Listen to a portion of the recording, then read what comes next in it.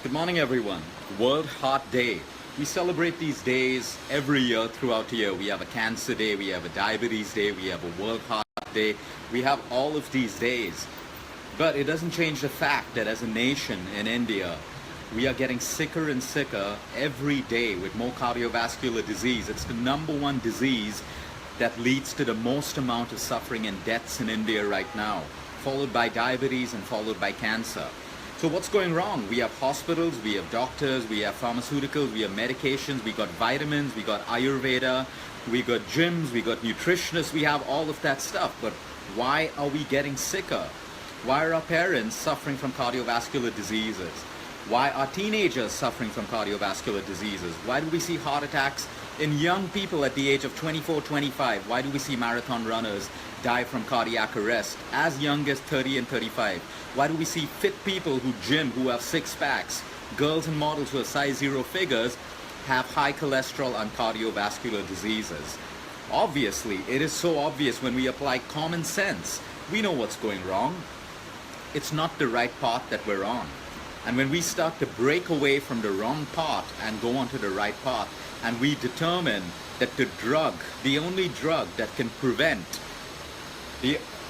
I'm sorry if you didn't hear me, I forgot to plug this in. The only drug to prevent heart disease and to heal if you have cardiovascular disease right now, that drug is called lifestyle.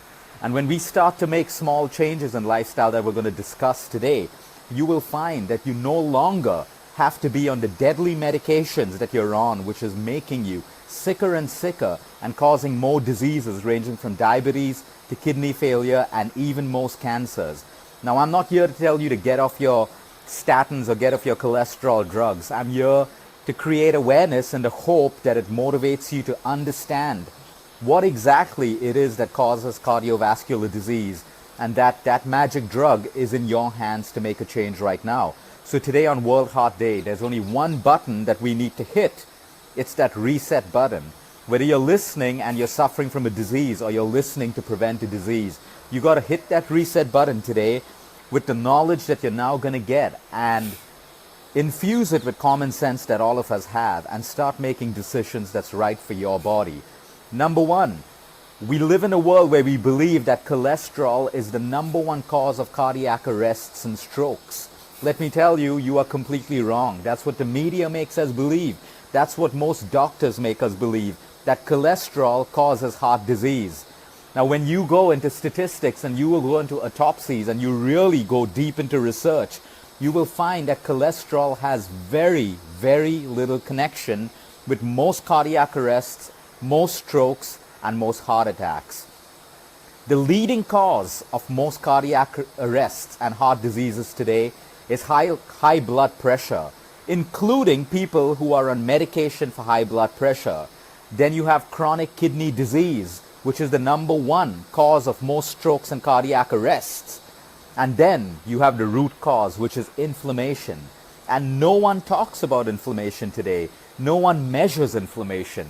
No one measures CRP, that is C-reactive protein, which is a protein molecule which is one of the best markers for cardiac arrests and poor heart disease. But we have angiograms, we have angioplasties, we have bypass surgeries, we have your cholesterol tests and all of these things. You have your ECGs, they're all necessary.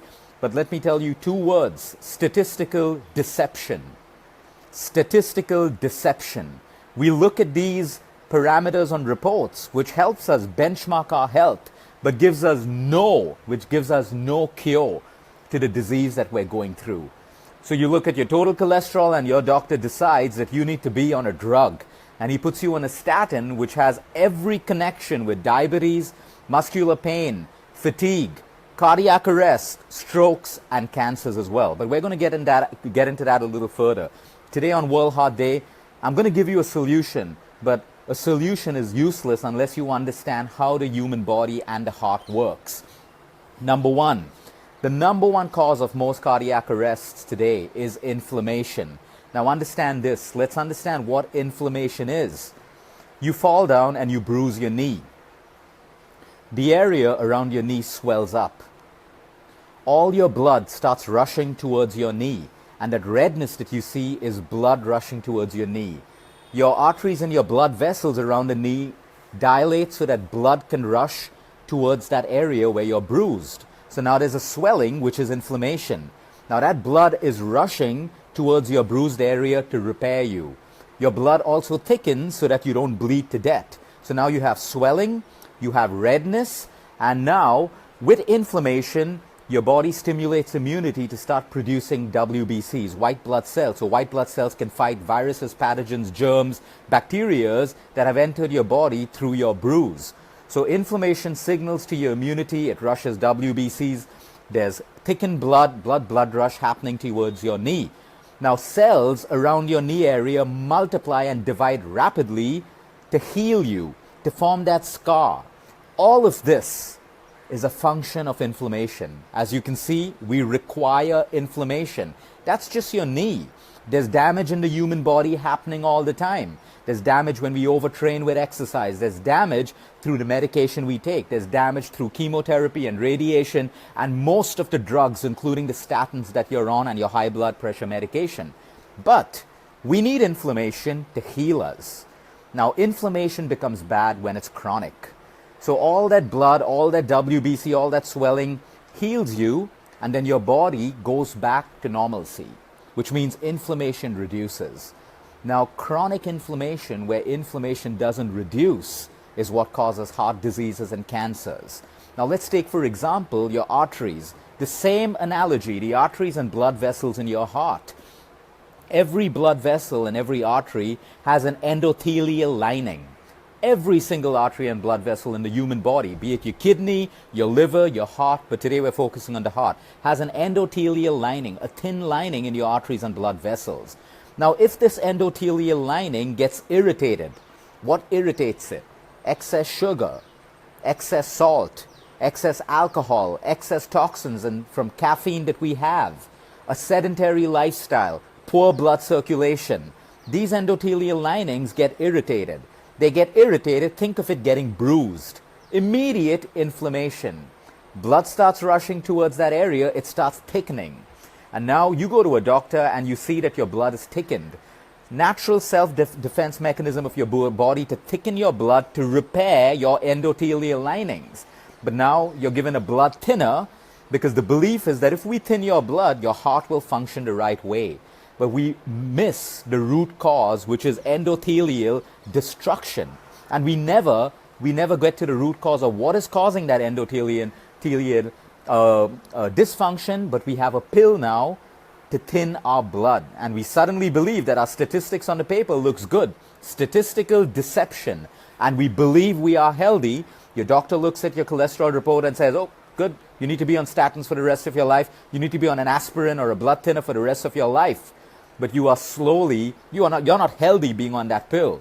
You have just caused your body to produce more side effects and more issues in your kidney, now leading to possible diabetes, inflammation in other areas of your body, and things that will affect your memory and your neurological functions as well. That is what inflammation is. Smoking will cause inflammation. The excessive consumption of alcohol or binge drinking will cause inflammation as well. Poor sleep at night, poor quality sleep will cause inflammation. Fast food, processed food, food rich in sugar, high salt consumption will not only cause high blood pressure, but will also cause the destruction of your arteries in your heart. So now we see the connection towards cardiac arrest is high blood pressure, poorly managed high blood pressure, and inflammation. So the next time you do your blood test, most doctors will never ask you to do CRP. When you do your CRP, you will have a true study of exactly the amount of inflammation in your heart and in your body. In your body, it will be called CRP. In your heart, it will be called H-CRP. Let's get straight into the solutions right now. Another cause, acidity. We've spoken about this today. The more you're acidic, the more your body leaches calcium, vitamin D3, and magnesium, and alkaline salts from your gallbladder, increasing cholesterol production in your liver. And when you have a deficiency of magnesium, because magnesium is being used to keep your blood alkaline, magnesium is one of the most important minerals when it comes to your heart health. So here we are treating people with cholesterol medications, but never looking at their magnesium levels never looking at their potassium levels when they have high blood pressure. 2 minerals is enough to enhance the health of your heart. So you go to a doctor and you check your cholesterol levels and you are given a cholesterol drug. No one's looking at vitamin D3 today. Let's understand the connection between vitamin D3 and cholesterol. Cholesterol is required in the human body. It is so important that you understand this today. Cholesterol is required and high cholesterol is not required. So when you take a drug, how does a statin work? A statin works in your liver, blocking an enzyme that produces cholesterol. So you're shutting down the production of cholesterol. Cholesterol is required for your cells to heal, to grow, to repair. Go back to the example of your endothelial cells and the bruise on your knees.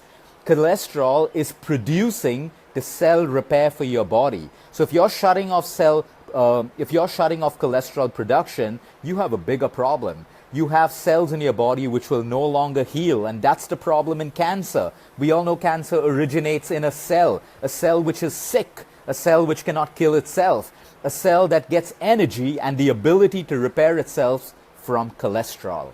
The second function of cholesterol, it is a precursor to your hormones. Every hormone in your body, be it cortisol, be it estrogen, be it testosterone, be it insulin, be it DHA, be it thyroxine, requires cholesterol, which is why when we see people on statins, they start to have diabetes because now the human body doesn't have cholesterol to produce insulin.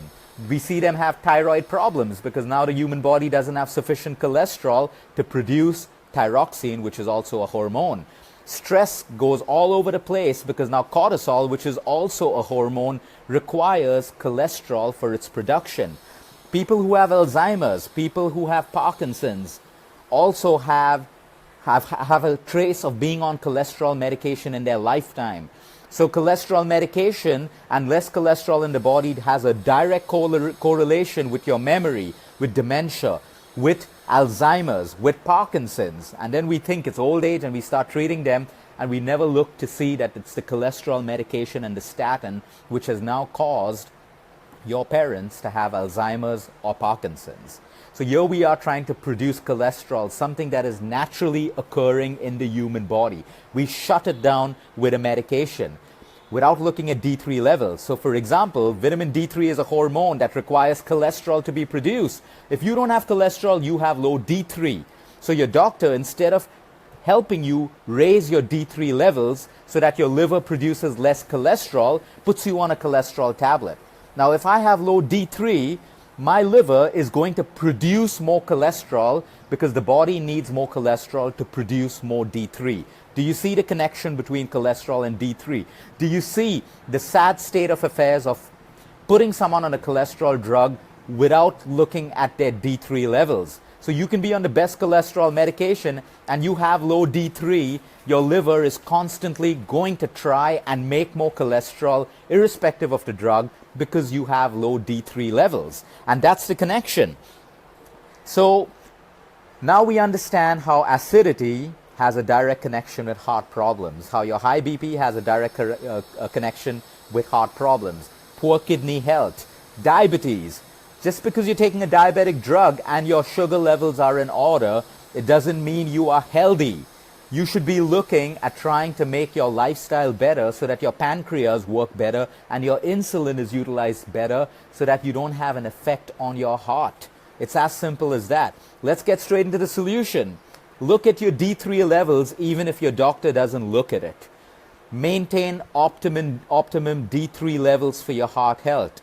Maintain optimum magnesium levels for your heart health. Potassium levels for your heart and high blood pressure as well. You should have the right amount of calcium because if you don't have the right amount of calcium in your body, D3 gets absorbed in the presence of calcium.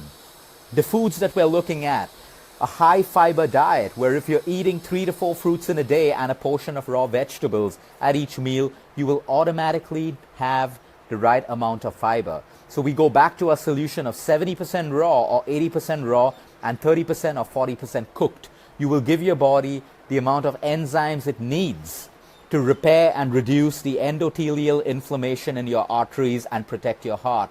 Just because you have good cholesterol levels because of your medication on your report doesn't mean you have good inflammation. Check your HCRP levels, your homocysteine levels, and your CRP levels as well if you want to get a true picture. Like I always say, the medical community has become so good with the latest machinery and technology to tell you what is wrong with you and what's going on in your heart, but they're not giving a solution to you that will heal you, because there's no money in being healthy and there is no money in being dead. All the money is in being chronically ill, which is why you'll find 1 in 4 people in India are on more than 3 to 4 medications at one time. Is that a healthy country? Is that a healthy person? It is statistical deception. Now, there are very, very few people in the world who have something called hypocholesterolemia.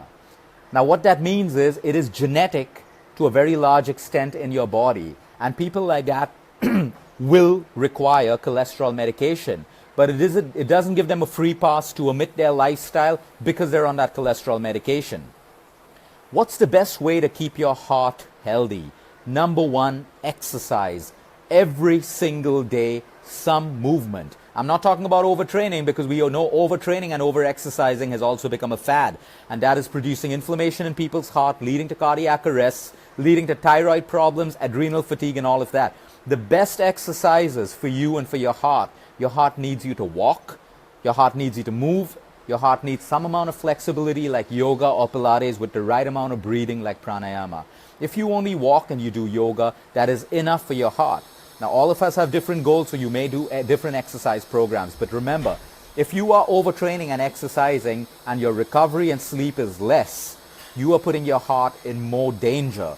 Most of the cardiac arrests of young people today is caused because of lack of sleep. Period.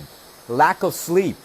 Everyone has fancy pictures on their Instagram and Facebook of them working out in the gym and showing the world who they are and what they're doing, and they're sleeping for 3 to 4 hours, and no one knows that side of their life. And when they die of heart attacks, people are like, oh, how could it happen? How could it happen? And everyone runs to doctors to get their hearts checked and stuff like that. Omitting lifestyle, sleep, and recovery. So number 1 is exercise. Sitting is the new smoking. The more you sit, the more unhealthy your heart is going to be. It doesn't matter if you work out 1 hour in the gym and you're going to be sitting for the next 9 hours. That is called sedentary active. Your sedentary lifestyle will kill you. You can have 10 servants at home, but that doesn't mean that you need a servant to get you the TV remote, open the door every time the doorbell rings, get your phone for you when it rings, get a pen and a paper when you need to write something, and you're sitting out there on your ass leading a sedentary lifestyle doing nothing. That is what kills you. And then all that money gets spent in hospitals trying to save your heart, which is being destroyed because of your sedentary lifestyle. And there is no medication that is going to make you better except statistically on your report. Statistic deception. Remember that word clearly. So sedentary lifestyles, get a band, get whatever it is that you want to wear on your hand, and mark the number of steps that you walk in a day, because that will tell you how active you are in a day.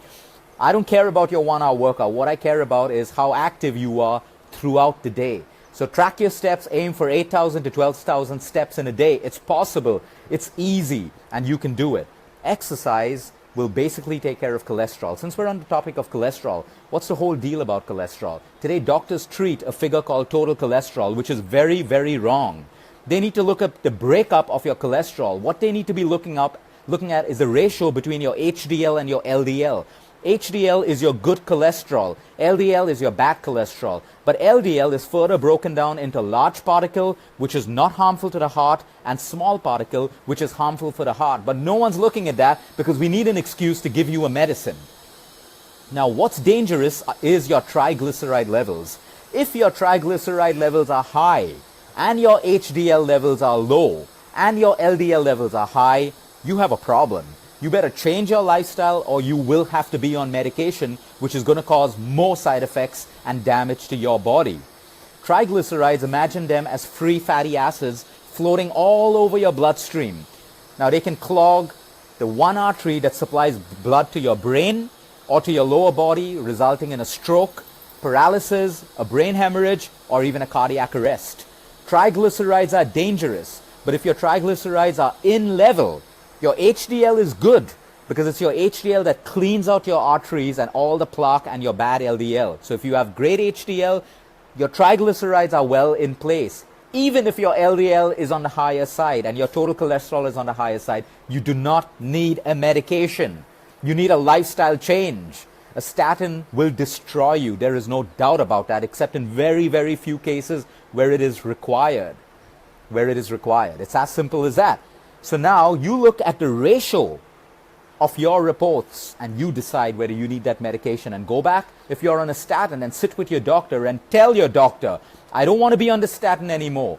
Help me, tell me what I need to do to make my heart healthier. That is the job of every healer, every doctor, and every nutritionist, to help you heal, to reason with you, to motivate you, to coach you, to find a way for you to be healthy on your own without the dependency of a pill. The pill is an easy way. Anyone can prescribe you a pill and make your reports and levels look better, but you are not healing. And that's why, look at the statistics around us in our country. Cardiovascular is the #1 disease for the highest reasons of death and suffering in the country right now. So we got to start with breaking away from that mindset. Like I said, I have nothing against doctors. There are good doctors and there are bad doctors. There are good nutritionists, there are bad nutritionists. There are good people and there are bad people. We need to have enough of common sense and logic to make that decision instead, and break away from that pattern of constant worship to every single doctor and name dropping. I have the best doctor. I flew in to see the best doctor. You don't need the best doctor. You need an effective doctor, a doctor who is going to heal you, who is going to ensure that you live a life with minimum dependency on tablets and minimum suffering with enhancement in quality of life. So that's what cholesterol is about. We all know today that the American Medical Association has said that eggs and yolk and saturated fats has nothing to do with cholesterol. Overconsumption, yes. For the longest time, the oil mafia removed saturated fats from India. Coconut oil, unrefined groundnut, peanut, mustard oil, pure ghee. It was termed as a saturated fat, and doctors moved us to refined vegetable oils, the #1 cause of inflammation in the country. If you have cholesterol right now, I can promise you, only change your oil. Start using pure ghee or unrefined or raw coconut oil, mustard oil, peanut oil, whatever it is, unrefined, and your levels will fall into place, subject to you being, exercising, sleeping well, and all of that stuff. The #1 cause of inflammation in our country, thyroid problems, cardiovascular, most cancers which are inflammatory, is your oil. Highly refined, cheap vegetable oils that marketing companies have spent billions to promote has destroyed cardiovascular health in India.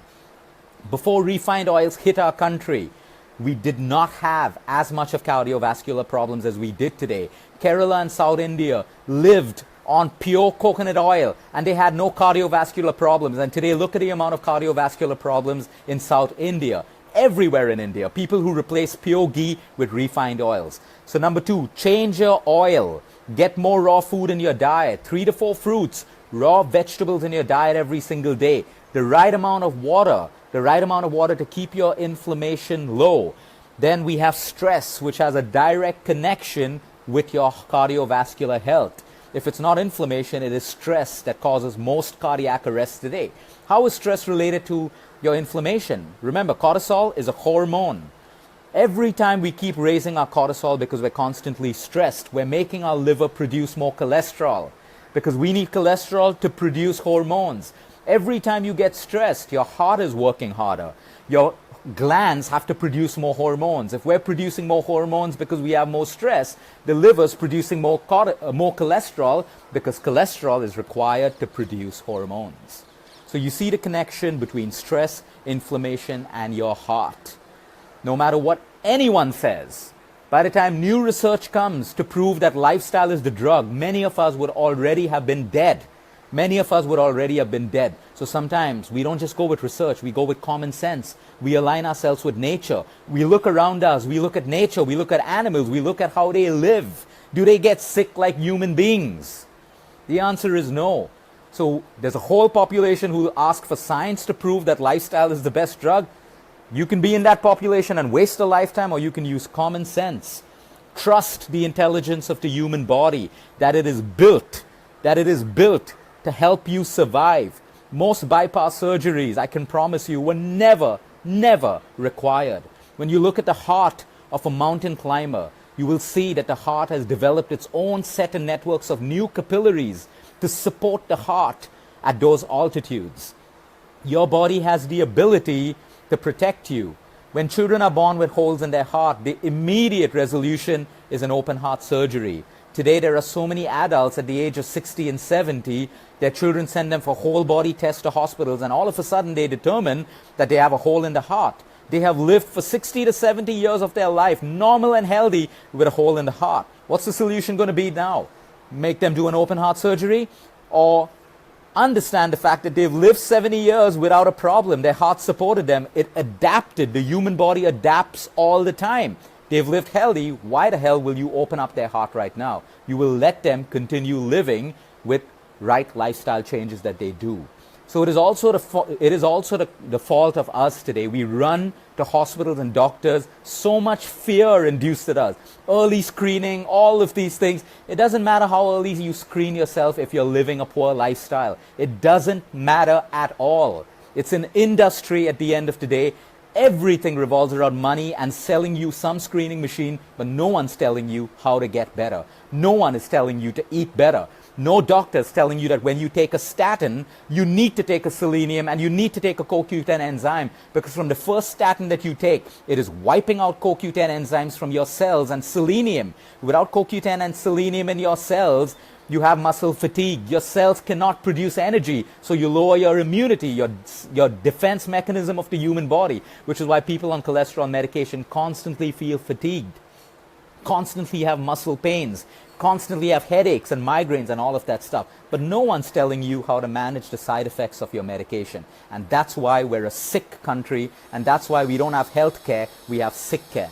Now, who can make this difference and this change? Should we depend on the government? Should we depend on the country? We can and we should, because it's our right as a tax-paying citizen. As a tax-paying citizen, to get clean air to breathe, clean and unadulterated water to drink, clean and unadulterated food to eat, and proper, authentic, genuine and honest medical care. But we're not getting it. Very few of us are getting it from the right people. So we need to take responsibility and accountability of our own health, our own lifestyle. And when we do that, we start changing one at a time, one person at a time, one family at a time, one village at a time, one community at a time, one society at a time, one state at a time, and then we change a country. Have a good day, everyone. Happy World Heart Day. If it means anything to you,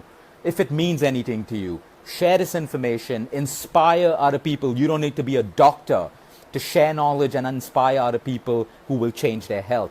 All of us have that in us. We can share, we can inspire, we can change people's health through knowledge, through motivation, and by making ourselves an example to everyone else. Have a great day, everyone.